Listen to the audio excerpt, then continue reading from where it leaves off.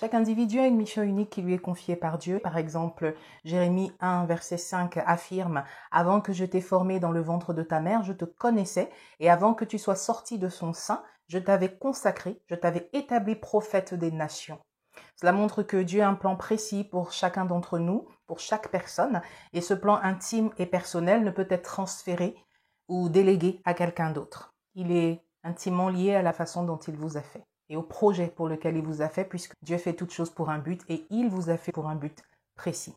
Psaume 139, versets 13 à 17. « Tu m'as fait ce que je suis et tu m'as tissé dans le ventre de ma mère. Merci d'avoir fait de moi une créature aussi merveilleuse. Tu fais des merveilles et je le reconnais bien. Mon corps n'était pas caché à tes yeux quand dans le secret, je fus façonné et tissé comme dans les profondeurs de la terre.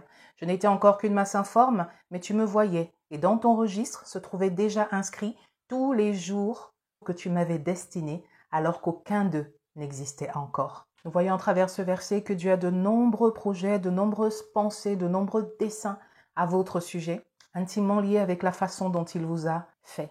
Beaucoup de gens, lorsqu'on parle de destinée, ne pensent qu'à la dimension du faire, c'est-à-dire la mission. Mais votre destinée ne comprend pas uniquement le faire. Votre destinée comprend 3 éléments, comme nous l'avons déjà dit. L'être, c'est-à-dire l'identité, votre profil particulier avec vos ressemblances et vos particularités qui vous donnent un profil unique, spécifique à vous.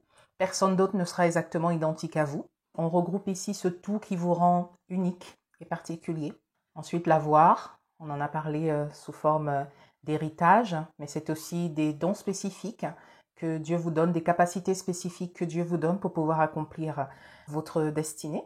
Et enfin, le faire, qui va regrouper les rôles et la mission que Dieu vous donne. Tout cet ensemble fait que personne d'autre ne pourra avoir l'exacte réplique de ce que vous êtes, de ce que vous avez et de ce que vous êtes appelé à faire.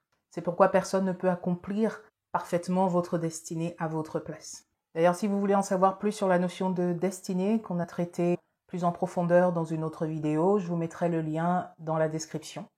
Pour autant, il est à noter que si une personne refuse ou ne remplit pas sa mission, Dieu peut susciter d'autres personnes pour accomplir ses desseins.